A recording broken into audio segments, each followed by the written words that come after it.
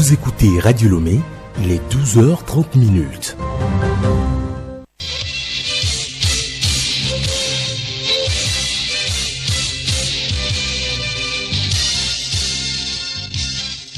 Magazine pluriel. Théophile Dandakou. Mesdames, Messieurs, bonjour. Le programme Yali au centre d'une réunion à l'ambassade du Togo aux États-Unis.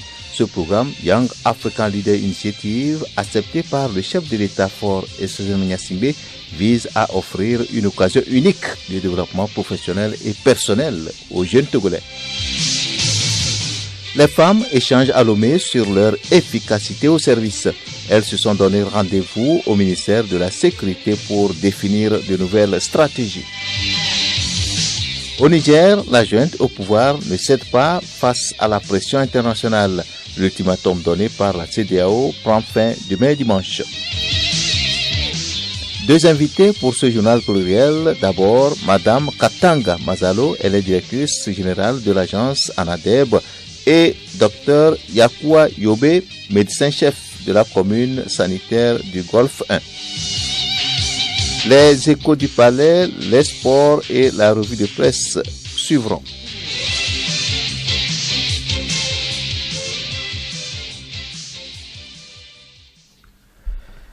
Rencontre jeudi dernier aux États-Unis entre l'ambassadeur du Togo et les brillants boursiers togolais du programme Mandela Washington Fellowship, cette prestigieuse bourse d'études offerte par le département d'État américain a réuni des jeunes leaders africains prometteurs lors de son édition 2023. Ce programme Young African Leaders Initiative, YALI, vise à renforcer le leadership et l'engagement des jeunes Africains en leur offrant une occasion unique de développement professionnel et personnel. Pas comme Johnson. Au centre de cette rencontre historique se trouvaient 12 boursiers togolais parmi les 700 jeunes leaders africains sélectionnés pour cette édition du programme. Après 6 semaines intenses de formation en leadership au sein d'immenses universités américaines, ces boursiers ont été accueillis chaleureusement à l'ambassade du Togo aux États-Unis par son Excellence Monsieur l'ambassadeur du Togo Frédéric Edem-Hegbe et son personnel. Cette rencontre s'est tenue au lendemain du sommet qui a marqué la fin de l'édition 2023 de Mandela Washington Fellowship à Washington. Lors de cette réunion, les boursiers togolais ont eu l'opportunité d'échanger avec l'ambassadeur et son équipe sur leurs différentes initiatives et leurs expériences vécues lors de leur séjour aux États-Unis. Ils ont également exprimé leur souhait que l'ambassade facilite le transport de dons de matériel d'utilité socio-éducative à destination du Togo afin de soutenir leurs projets au sein de leurs communautés respectives. Frédéric Edem-Hegbe a transmis les félicitations du chef de l'État, son Excellence M. Faure Esozina Gnassingbé, aux boursiers pour leur engagement en faveur du bien-être de leur communauté. Il les a également encouragés à cultiver la synergie et l'esprit de collaboration pour obtenir un impact plus grand dans leur initiative. L'autre réalisation du chef de l'État consiste à faire manger aux élèves un repas par jour à l'école. Le sujet préoccupe les participants qui ont validé hier à Lomé le document actualisé de la politique nationale d'alimentation scolaire. L'initiative du ministère du Développement vise plusieurs objectifs, n'est-ce pas, Hervé Sebon? L'atelier a présenté la vision et les orientations du gouvernement sur l'alimentation scolaire et l'analyse des principaux éléments de la politique. Le représentant du programme alimentaire PAM était à cette rencontre. Aboubakar Koïcha précise l'importance de ce programme. Non seulement qu'on améliore la santé scolaire des enfants, l'alimentation, l'hygiène, mais aussi appuyer sur la production locale en renforçant les petits producteurs. Et le modèle du Togo est aujourd'hui un modèle exemplaire. L'alimentation scolaire consiste à distribuer des repas sains, équilibrés et variés. Le projet gouvernemental réactualisé présente une particularité cette année. Madame Mazalo Katanga, directrice générale à l'Agence d'appui au développement à la base, ANADEB. Nous avons à travailler beaucoup plus sur la production locale. parce que l'année scolaire passée, nous avons été confrontés au manque du riz dans certaines localités pour permettre aux mamans cantines d'acheter localement. Donc, certaines mamans cantines ont continué par acheter les produits importés. En 2022, environ 133 000 élèves ont été bénéficiaires de l'alimentation scolaire. À l'horizon 2025, le gouvernement vise 300 000 écoliers. Semaine de l'allaitement maternel, les sensibilisations se poursuivent sur cette pratique. La question principale que l'on se pose, c'est la bonne position pour allaiter son bébé. L'amie Ezoula, sage-femme à Atitongon, élucide sur les bonnes positions qui mettent l'enfant à l'aise pour une bonne tétée. Il y a beaucoup de positions. On peut allaiter l'enfant étant assis, étant couché, même en marchant, mais l'essentiel c'est que l'enfant soit bien maintenu. Et pour cela, il y a des positions idéales que nous démontrons aux mamans quand elles viennent à nous. En dehors de la position, il faut que l'enfant puisse avoir une bonne tétée, une tétée efficace. Et avant qu'on ne juge que l'enfant a des tétées efficaces ou qu'il est bien positionné, il y a quelques critères dont on doit respecter. Par exemple, la manière dont on saisit le sein, la manière dont le bout du mamelon donc, et l'aréole, donc la partie noire du sein et le bout du sein sont positionnés dans la bouche de l'enfant. Et la manière dont l'enfant même respire ou bien le tète, le calme qu'il y a pendant que l'enfant tète. Donc toutes ces conditions-là font qu'on peut qualifier si l'enfant est bien positionné ou il est mal positionné. Quelle efficacité pour la femme au service? Cette idée a réuni jeudi à Lomé les membres du personnel féminin du ministère de la Sécurité et de la Protection civile. C'est l'une des activités du mois de la femme. Compte rendu, Clarisse Tombité. Cette formation se situe dans le cadre de la célébration de la journée de la femme africaine. Pour les participantes, cette rencontre leur a permis de sensibiliser leurs consoeurs sur la nécessité d'avoir confiance en soi et de cultiver l'excellence dans leur vie, tant professionnelle que familiale. Badaka Egbeza, point focal cellule genre du ministère de la Sécurité et de la Protection civile. Nombreuses sont les femmes qui sont frustrées. Elles n'arrivent pas à s'exprimer. Des fois, il y a des mots banals qu'on prononce. Tu ne vaux rien, tu n'es rien. Ça touche. Et quand ça touche le fort intérieur d'une personne, c'est difficile pour elle de se considérer encore. Donc il faudrait que la personne s'exprime. Il faudrait que la personne fasse sortir cette frustration qui est cachée quelque part en elle. C'est en ce sens-là qu'on peut guérir ces blessures et avoir confiance en soi. Et pour vraiment en arriver, il faudrait d'abord passer par la guérison des blessures intérieures. À l'ouverture de la rencontre, le lieutenant-colonel Adikpi Pacha, représentant du ministre de la Sécurité, a exprimé sa gratitude aux autorités pour leur politique en faveur de l'émancipation de la femme. Au total, 150 femmes ont pris part à cette formation. Restons toujours au ministère de la Protection civile pour clôturer la série de dossiers sur le bilan sécuritaire. Raoul Tetuniaki donne des détails sur les mesures mises en œuvre par le ministère en charge de la sécurité, ceci pour avoir ses résultats. Pour parvenir à tous ces résultats, le ministère de la Sécurité et de la Protection civile a mis en place plusieurs dispositifs. Il a renforcé le système sécuritaire de prévention et de lutte contre la criminalité, notamment les patrouilles de sécurisation et la garde des points sensibles. Les forces de l'ordre et de sécurité ont aussi multiplié les checkpoints anti-braquage, organisé des opérations coup de poing, descente de police, rafles, bouclage de zones et diverses actions de police judiciaire. Tout ceci a abouti au démantèlement des réseaux criminels. Radio Lomé célèbre son anniversaire, ce sera bientôt et ils ont été les premiers fonctionnaires à Radio Lomé. Des enseignants, des bacheliers, des diplômés d'universitaires et différentes autres catégories ont très tôt, en 1953, animé les émissions sur la mer des radios. De Ekwe Gottfried dans les années 1950 à aujourd'hui, le personnel a beaucoup varié sur la station du plaisir. Odette Pira. Marosa Pedo Ama, premier directeur de Radio Lomé, a eu à gérer un personnel essentiellement composé d'animateurs. Ceux-ci avaient auparavant fait leurs preuves dans l'enseignement.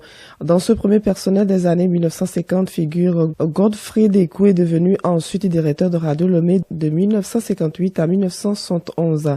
C'est plus tard, à partir de la réforme des années 1916, que le recrutement a été conséquent à la mère des radios. Des noms comme Lifam Kodjo, Leblon Raymond, Amégan Prosper, Tomepe et Jacques Douty-Soro y ont fait leurs preuves. Jacques Douty-Soro, en 1976, a bénéficié de l'expérience de ses aînés comme Joseph Anaté Abbé, Messan Niamé et Eklou Komla. Après la grève générale illimitée de 1992, un grand nombre d'employés a été recruté. Parmi eux, Nyansa Tenedi Edi, Awizoba Adjoua et Eugénie Edar. Plus tard, en 1993, en 2003, un autre recrutement suite à un concours a ouvert les secteurs techniques, administratifs et la rédaction. Le plus important recrutement en termes d'effectifs à Radio Lomé a été celui de 2008. Comme conséquence faste, la station du plaisir a compté 241 employés. Cet effectif atteint 250 en 2012 et 229 en 2016 du fait des départs à la retraite. Cet effectif fait moins de 100 actuellement à tenir la station du plaisir. Des expériences et niveaux variés caractérisent ce personnel de Radio Lomé. Celle-ci comprend des docteurs, des ingénieurs, des diplômés d'école de journalisme de Yaoundé au Cameroun, d'Abidjan en Côte d'Ivoire, de Sétif à Dakar au Sénégal, de Lille et Bordeaux en France, des formations de 18 mois en Allemagne, en ex-Yougoslavie et l'école de journalisme du Conseil de l'Entente. De nos jours, les employés de Radio Lomé sont pour la plupart des licenciés, ingénieurs docteurs. Parmi eux, certains sont formés à l'ISICA, à l'ESTAC, à l'ENA et dans beaucoup d'autres instituts. Dernière actualité en page nationale, le livre physique est toujours d'actualité et cette période de vacances scolaires est un moment propice pour lire. Cependant, avec l'avènement des nouvelles technologies, on dispose des livres sur Internet. Ce n'est pas mal, mais Bénédicte Kanda nous révèle dans ce dossier 10 bonnes raisons de préférer le livre papier. Le livre est un objet physique et rien que ça vaut tout l'or du monde. Le livre est palpable. Il fait appel à nos différents sens, toucher et odorat. Un livre se feuillette, s'écorne, se sent. Contrairement à la lecture sur tablette, prendre un livre en main, c'est le peser, prêter attention à sa couverture, la manière dont il est relié et le papier utilisé. Cela fait appel à nos émotions et nous fait bien plus rêver que le design d'une liseuse. Un livre trouve sa place dans une bibliothèque, véritable objet de décoration. La bibliothèque est un meuble ouvert sur l'autre, avec un véritable pouvoir social. Elle attire l'œil et la curiosité des autres, susceptible de créer un sujet de discussion ou un prochain achat. On peut moins se vanter de montrer sa collection d'e-books sur sa tablette de lecture. La lecture d'un livre est spatialisée. Le repérage dans l'espace est un besoin du cerveau. Il est plus facile de se repérer dans une lecture en voyant concrètement le nombre de pages qu'il nous reste à lire que lorsque notre livre électronique nous dit qu'il nous reste 64%. Et puis surtout, on aime tous tourner les pages en léchant notre doigt. Les livres version papier facilitent la concentration et la compréhension. Selon une étude de chercheurs canadiens et norvégiens, la lecture d'un livre papier permettrait d'avoir une meilleure représentation mentale de son contenu que sur tablette. En plus, les livres papier se conservent plus longtemps. Alors que beaucoup d'entre vous se demandent qui du livre papier ou du livre numérique est le plus écolo, on constate que les livres papier ont l'avantage d'avoir une durée de vie généralement plus longue que celle des livres numériques. Soumis à l'épreuve du temps, ils peuvent résister aux chutes et même être conservés des milliers d'années. Et puis, ils n'ont pas besoin d'apport en électricité pour être rechargés.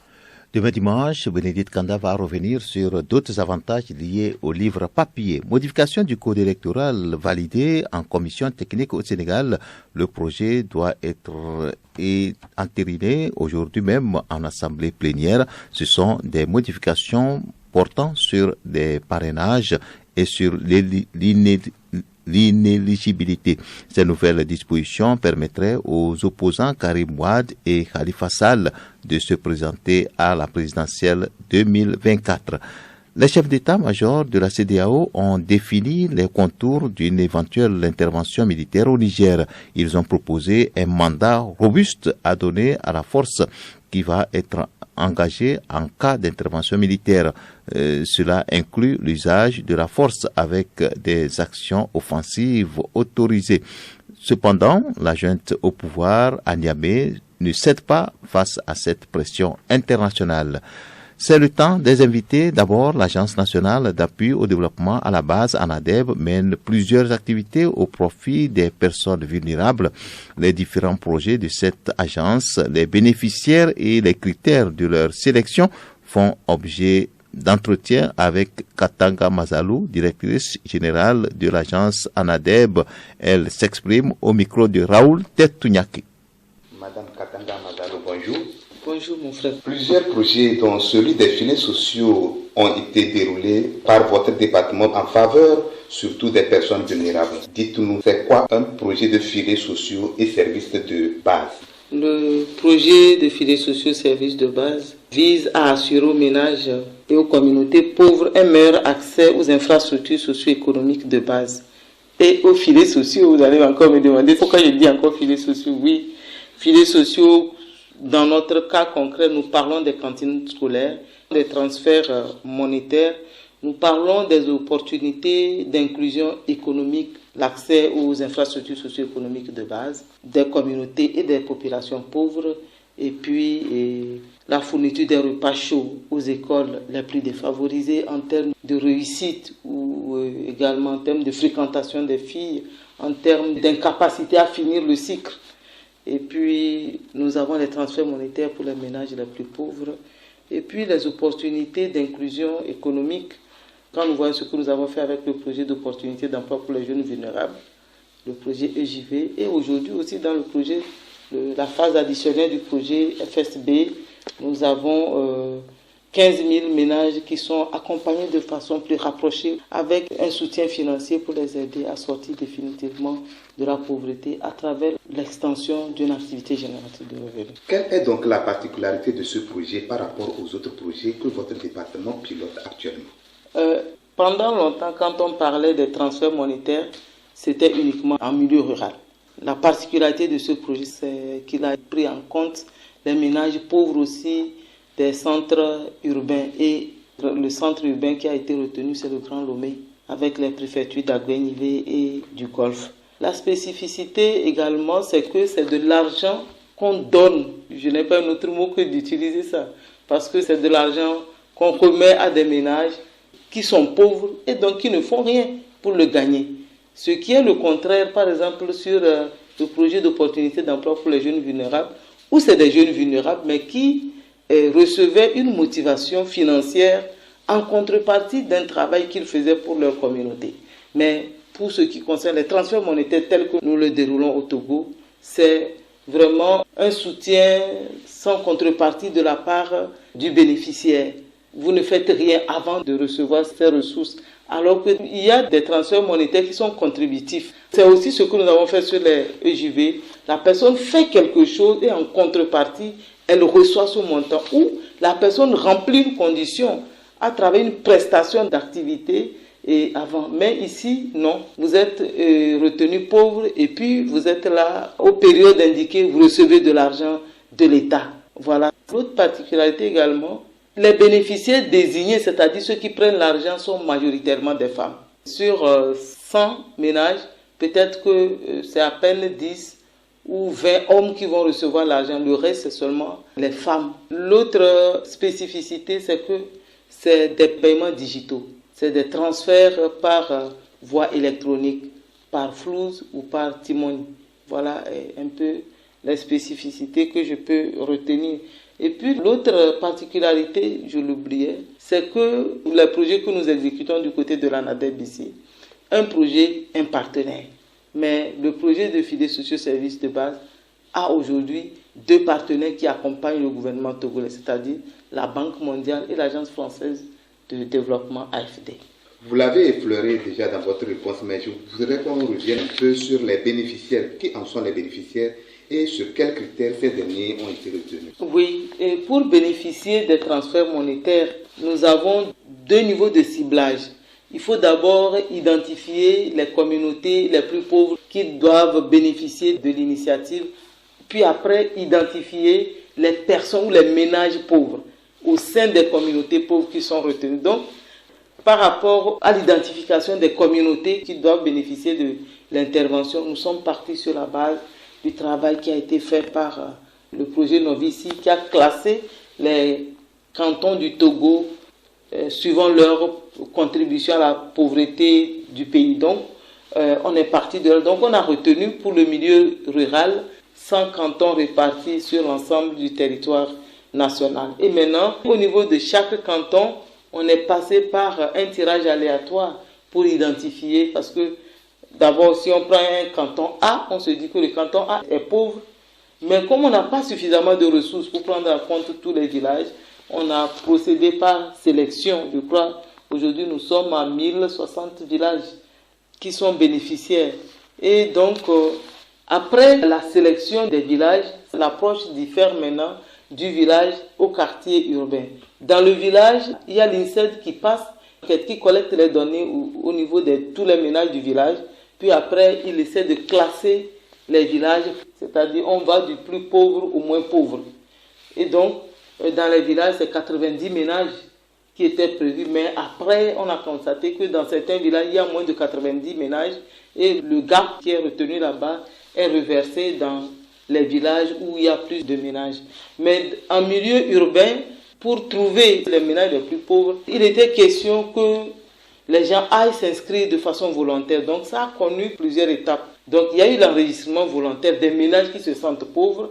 Puis après, l'INSED a envoyé ses enquêteurs aller collecter les données auprès des ménages qui se sont inscrits. Puis après, on a validé les résultats. Et quand on finit de valider les résultats au niveau de la communauté, c'est-à-dire nous retournons dans le village pour lui présenter le résultat du travail.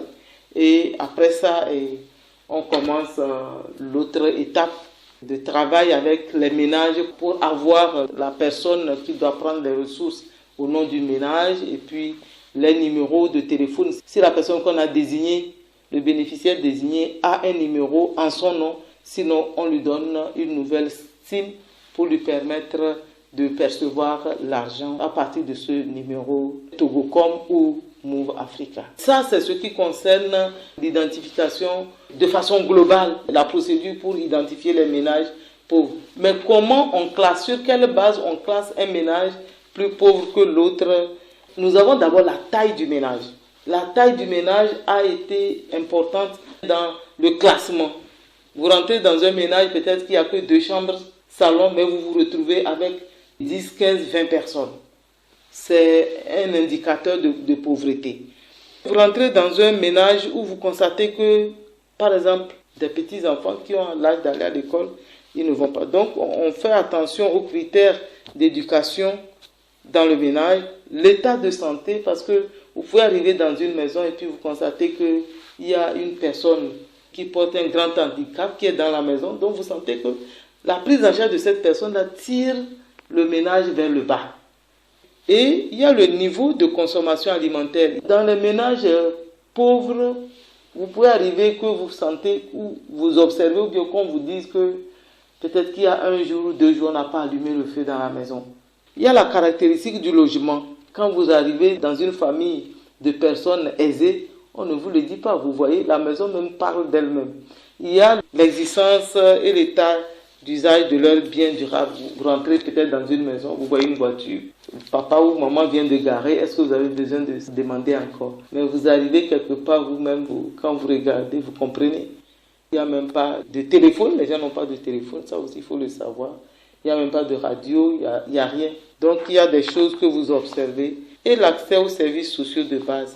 Vous avez peut-être dans ces maisons où on vous dit l'enfant là est malade il y a peut-être 1 mois. Mais montrez-moi son carnet de santé. Maman dit non, on n'est pas allé. Donc on achète seulement les médicaments au bord de la route pour donner. Voilà des paramètres sur lesquels l'INSED se planche pour pouvoir classer les ménages.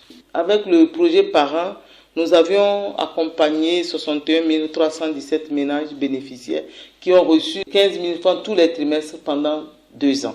Durant la même période, on a fourni au moins 41 millions de repas chauds aux enfants des écoles qui étaient bénéficiaires. Maintenant, les bénéficiaires, ce sont les ménages pauvres pour ce qui concerne les transferts monétaires et les écoles des villages un peu reculés de notre pays. On a de ces écoles dans notre pays où les enfants qui fréquentent ces écoles viennent des villages pauvres, donc viennent des villages éloignés et quelquefois même enclavés. Et donc pendant la saison des pluies, il est un peu difficile aux enfants de fréquenter. Donc nous avons les quartiers ou les villages pauvres de notre pays et puis les ménages les plus vulnérables du pays. Voilà la cible des transferts monétaires ou des filets sociaux de façon générale. Et depuis le lancement du dit projet, où en êtes-vous exactement?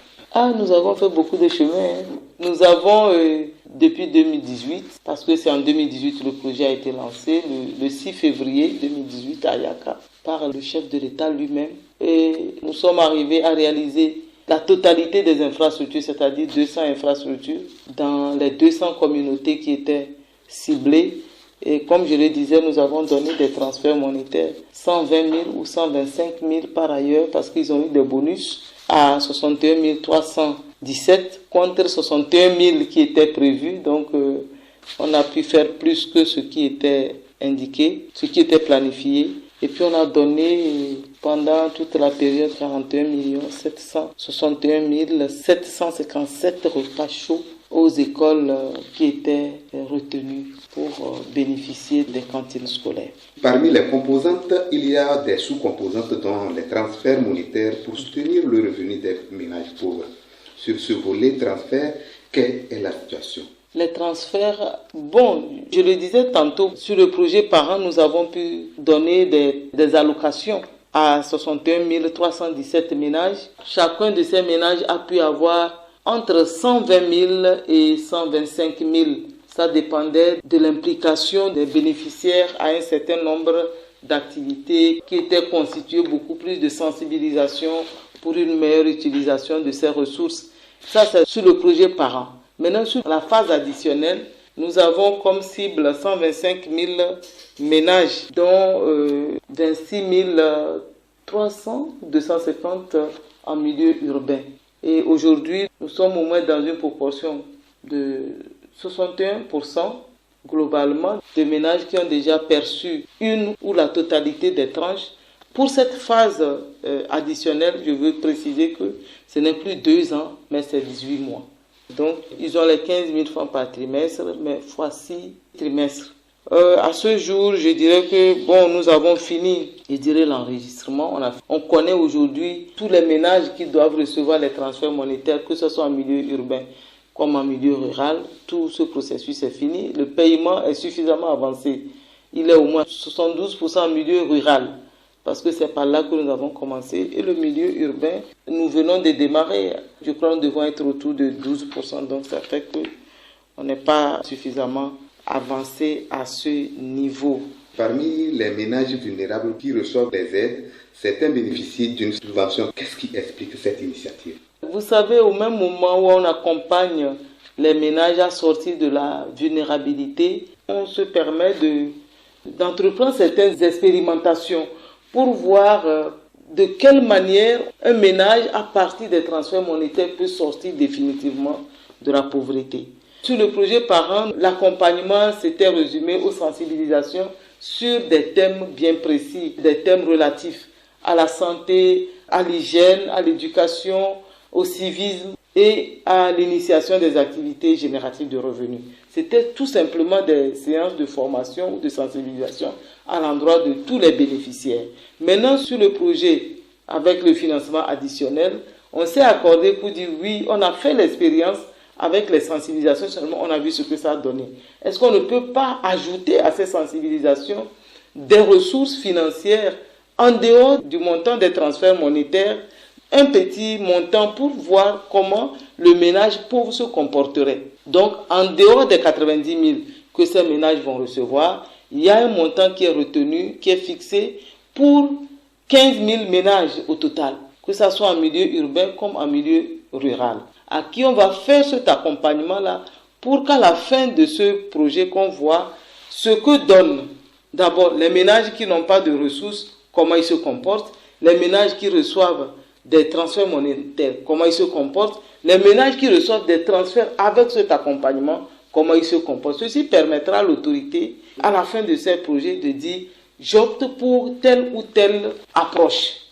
Est-ce que je reste dans les transferts monétaires pur et dur simplement, ou je vais au transfert monétaire avec accompagnement, y compris accompagnement technique et financier. Donc voilà l'option qui est faite. Et donc sur le financement initial, comme je le disais, on était resté que dans l'accompagnement technique. Sur le financement additionnel, on doit accompagner 15 000 ménages avec beaucoup plus d'informations et formations et puis des ressources pour les aider à sortir définitivement de la pauvreté. En dehors du projet filets sociaux et services de base, parlez-nous des autres projets que vous pilotez au profit des personnes vulnérables. Merci beaucoup. Nous avons le programme de soutien aux infrastructures socio-communautaires de base, que nous appelons communément PESMICO. C'est ce projet qui permet la mise en place des infrastructures dans les communautés. C'est là où vous nous voyez avec les ouvrages marchands, les bâtiments scolaires. Voilà. Et nous avons le programme de développement communautaire en zone urbaine. Nous avons beaucoup brillé avec la salubrité, l'entretien des quartiers dans les villes. Et nous continuons aussi avec l'accompagnement des comités de développement à la base en milieu urbain. Je m'appesantis sur cet aspect parce que je peux dire l'une des grandes réussites de l'agence, c'est l'organisation des comités de développement à la base et le renforcement des membres de ces comités-là pour qu'ils assurent efficacement le développement de leur milieu. Nous avons le PSAEC, le projet de soutien aux activités économiques des groupements. C'est le premier, je dirais, c'est le fils aîné du ministère du Développement à la base. Et donc avec ce projet, on accompagne les jeunes, les femmes autour des organisations pour les aider à trouver des solutions auxquelles ils sont confrontés dans l'amélioration de leurs revenus. Nous avons le projet de cohésion sociale dans les régions nord du golfe de Guinée, communément appelé COSO, et avec le financement de la Banque mondiale, mais qui est beaucoup plus exécuté dans la région des savanes et quelques cantons des régions de la Kara et de la région centrale. Et ce projet, il travaille beaucoup plus sur la consolidation du tissu social pour mieux faire face au développement. Nous avions déjà exécuté le projet d'opportunité d'emploi pour les jeunes vulnérables. Il a été déjà clôturé il y a quelques mois.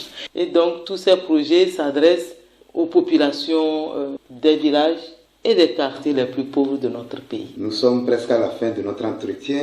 Qu'attendez-vous donc des bénéficiaires? Je voudrais rappeler que pour la phase additionnelle de ce projet, il y a la Banque mondiale qui a donné plus de 10 milliards pour la mise en œuvre de ce projet. Et la moitié est un don. La moitié est un crédit. Quand on vous fait un crédit, ça veut dire que vous êtes tenu de travailler pour rembourser. Et donc, nous devons faire aussi comme nos mamans le font quand elles prennent des crédits, ou nos papas le font quand ils prennent des crédits. Ils pensent aussi aux bénéfices qu'ils doivent se faire. Au moment où ils travaillent pour rembourser, ils se créent aussi leur petite épargne pour qu'à la fin, qu'ils n'aient plus toujours à retourner faire le crédit. Et même s'ils doivent retourner faire le crédit, que le second crédit soit inférieur au premier crédit qu'ils avaient reçu. Je donne tous ces détails-là pour dire ce que nous attendons des bénéficiaires en termes de bonne utilisation de ces ressources. Ce n'est pas des ressources qu'on prend pour régler les problèmes de famille, funérailles, mariage, non. C'est des ressources qui doivent rentrer dans la consommation, dans l'éducation, dans la santé. Si les gens sont en bonne santé, c'est clair, hein, les autres choses viennent de soi. Et même aujourd'hui, ce que nous constatons, c'est que beaucoup de ménages, dès qu'ils prennent cet argent, commencent déjà par penser à l'investissement. Ça, c'est des choses que nous attendons des bénéficiaires, qu'ils investissent. Et ça, nous pouvons nous réjouir, nous Togolais, Togolaises, que nous sommes capables de partir du peu et devenir des personnes qui manipulent dans le futur de l'argent. Donc, l'attente de l'agence de l'ANADEP, c'est que au moins 60% des bénéficiaires puissent quitter définitivement le rang des pauvres et rentrer dans la classe moyenne du Togo où la question de santé, de nutrition, d'éducation ne soit plus une priorité parce qu'ils ont les moyens de faire face à tous ces éléments-là. Donc, nous invitons vraiment les bénéficiaires à être plus organisés, à être plus engagés, à être plus endurants pour que, à la fin de ce projet, qu'ils ne retombent pas dans la situation dans laquelle ils étaient avant le projet. Ça, c'est notre bataille parce que nous nous disons, si nous le faisons ainsi, les prochaines fois, on ira à d'autres ménages. La couverture sera totale au niveau national. Donc, les bénéficiaires, nous les invitons vraiment à faire bon usage et nous voulons inviter tous les acteurs qui accompagnent le processus aujourd'hui. Je vais parler des autorités locales traditionnelles, des comités de développement, des autorités administratives pour qu'elles continuent par soutenir ces ménages-là, continuer par les accompagner en termes de sensibilisation pour que nous tous, à la fin, nous sortions gagnants. Voilà. Et s'il y a d'autres partenaires, ils sont les bienvenus pour soutenir davantage le gouvernement dans sa lutte contre la pauvreté. Merci, madame. C'est moi qui vous remercie. Le deuxième invité parle de l'amélioration du système sanitaire au Togo. Le centre médico-social de Bekbota est devenu hôpital. Il est doté d'un bloc radiologique et d'un bloc chirurgical d'un coût total de 600 millions de francs CFA. C'est une action du chef de l'État avec l'appui financier du PNUD. Pour plus de détails, nous recevons en invité Dr Yakwa Yobe. Il est médecin-chef de la commune sanitaire de Golfe 1. Il est au micro de Florent Abi. Bonjour, Dr Yakwa Yobe. Oui, bonjour, monsieur. Votre centre médico-social CMS vient d'être doté de blocs. Ces installations sont-elles un soulagement? Merci beaucoup pour la question. Avant de répondre avec question, j'aimerais dire un sincère merci au chef de l'État, le président de la République, son Excellence Faure Essozinam Gnassingbé, pour les réformes majeures initiées en vue d'améliorer le système de santé au Togo. J'aimerais aussi dire un sincère merci aux représentants résidents du PNUD au Togo pour cette action qui vient de renforcer les capacités de prise en charge de l'hôpital de Bekbota, notamment dans le domaine de l'obstétrique, de la gynécologie et de la radiologie. Il faut dire que cette action vient renforcer les efforts de gouvernement dans le domaine de la santé et est en phase avec les documents stratégiques du pays, notamment la feuille de route gouvernementale 2020-2025, le plan national de développement 2018-2022 et le plan national de développement sanitaire 2017-2022.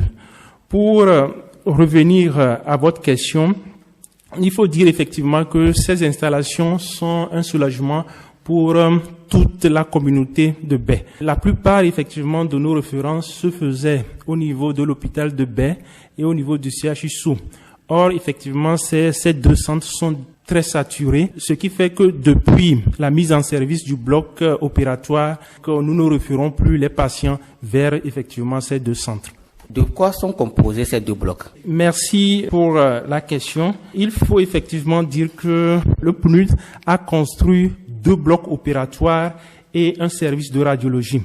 Donc, le service de radiologie est équipé en un échographe Doppler en couleur, d'une radio numérisée associée à un capteur plan, de deux tables d'anesthésie, de deux tables d'opération multifonction, des moniteurs de surveillance, des boîtes de césarienne, des boîtes d'hystérectomie abdominale, des boîtes d'hystérectomie vaginale, des boîtes de mammectomie, de nodulectomie, d'apparotomie, de grossesse extra-utérine et des boîtes de myomectomie. Donc, en gros, c'est à peu près ce qu'on a comme équipement au niveau justement de ces installations. Quelles sont les mesures à suivre par les patients pour mieux bénéficier du service de ces blocs? En tant que responsable de l'hôpital, c'est d'abord d'exhorter la population à se faire consulter à l'hôpital de Bekota, donc particulièrement les femmes. Et si une indication pour une intervention est posée, les femmes seront donc prises en charge à l'hôpital de Bekota au lieu qu'on les réfère au niveau du CHUSO ou au niveau de l'hôpital de Baie. Quelles sont les éventuelles maladies qui peuvent y être traitées? Nous étions un CMS, on avait uniquement que certains services, à savoir la médecine, la maternité, le service de vaccination, le service de laboratoire.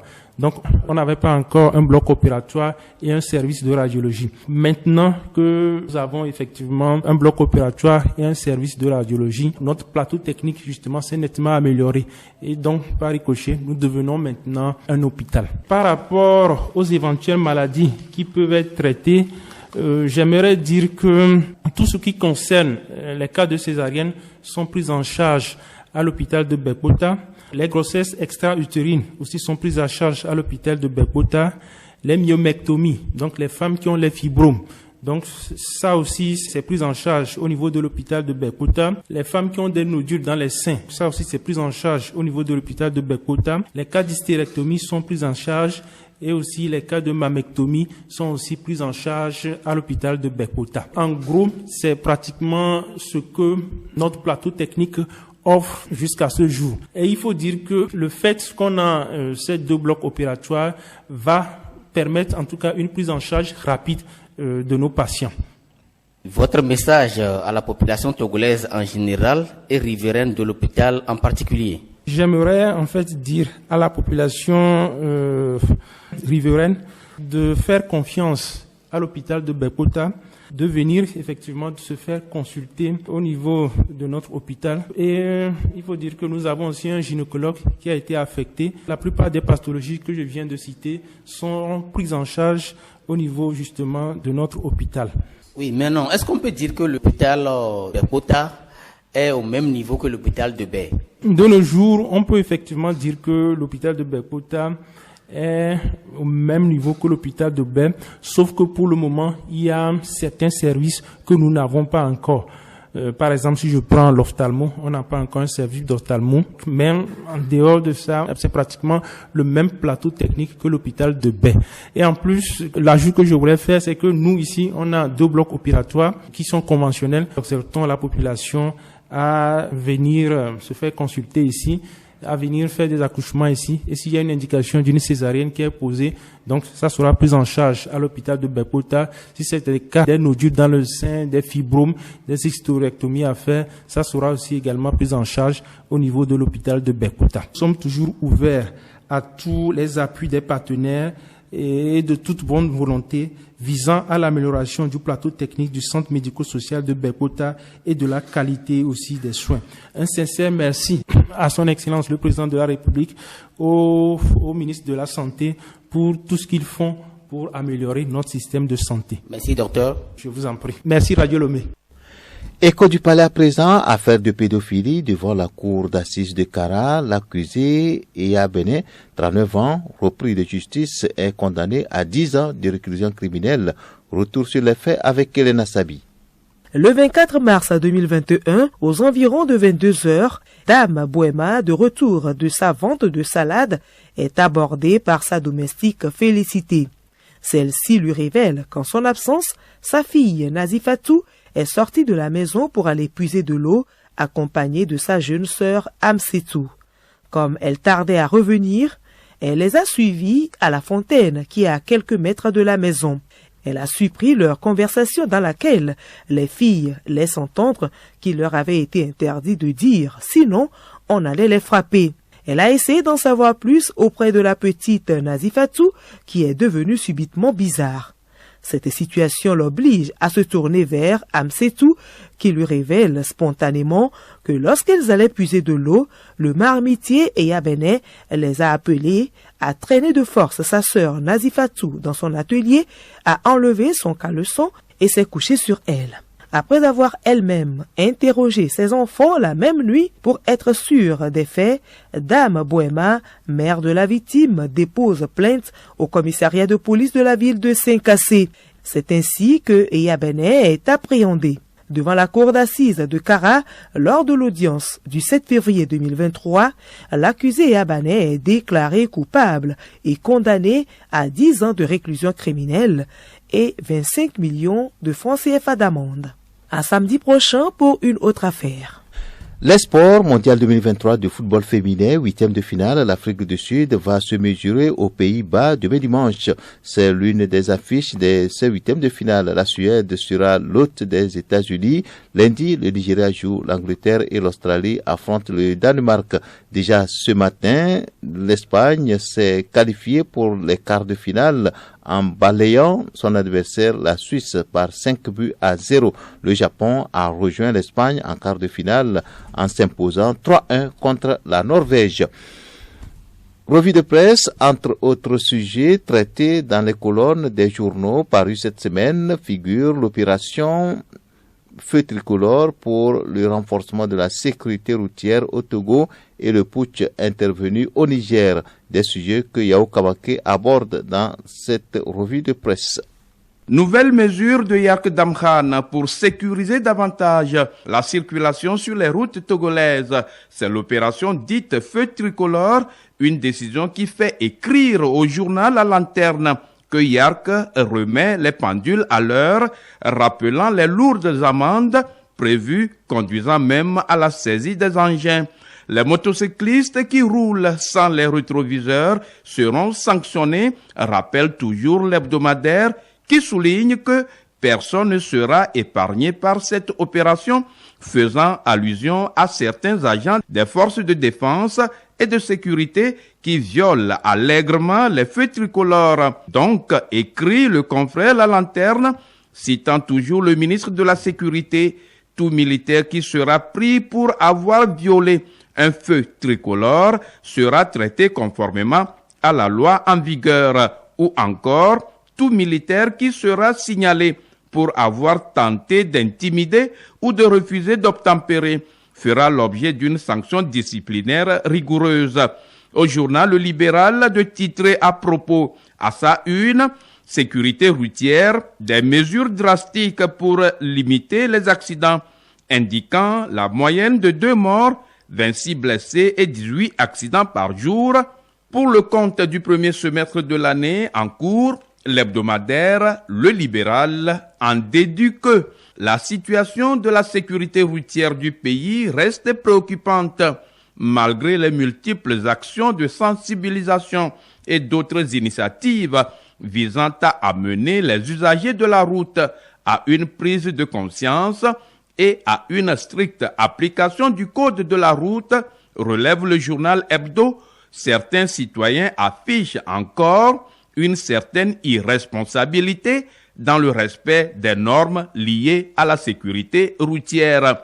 Toujours avec le journal Le Libéral, sur la crise au Niger, née du putsch perpétré le 26 juillet dernier, le confrère titre à sa une « Bamako, Ouaga, Conakry, Niamey, les putschistes au pouvoir défient la CEDEAO ». Dans son analyse de la situation politique dans ce pays du Sahel, le confrère s'est intéressé au point de vue divergent de l'opinion sur la désignation du président tchadien comme médiateur dans cette crise nigérienne. Beaucoup ne comprennent pas le choix de la CEDEAO, relève le confrère, d'envoyer un putschiste à aller convaincre un autre de laisser le pouvoir et de rétablir l'ordre constitutionnel. D'autres, par contre, fait observer le journal, croient plutôt que les relations de proximité qui existent entre le Niger et le Tchad peuvent contribuer à la réussite de la médiation.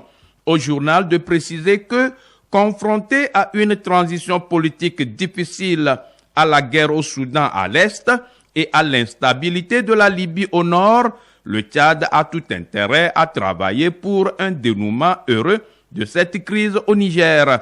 Considérant l'armée en Afrique comme le vrai détenteur du pouvoir, le journal La Lanterne affirme qu'il suffit que cette armée se lève pour dire non, pour qu'on assiste à une levée de boucliers par la France, la CEDEAO, l'UA et les autres pour infliger des sanctions et brandir des menaces.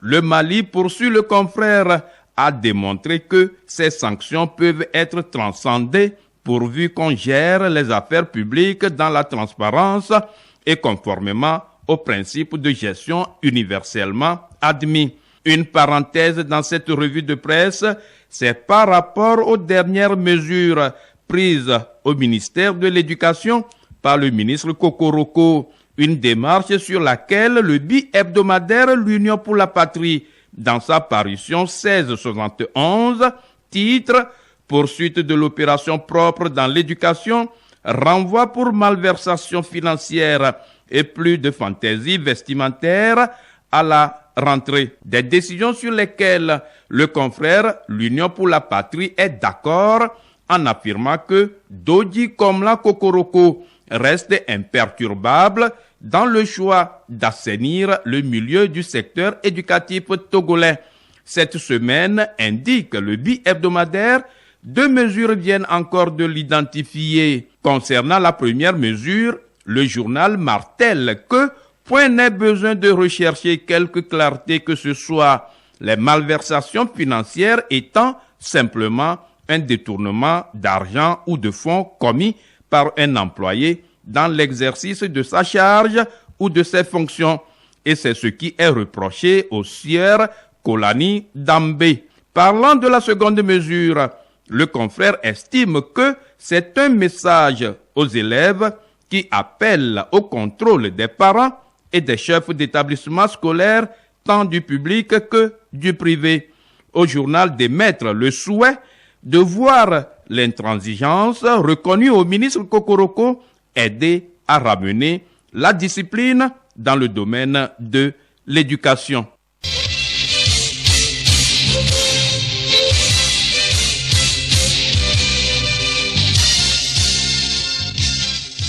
Pluriel, le magazine hebdomadaire de Radio Lomé.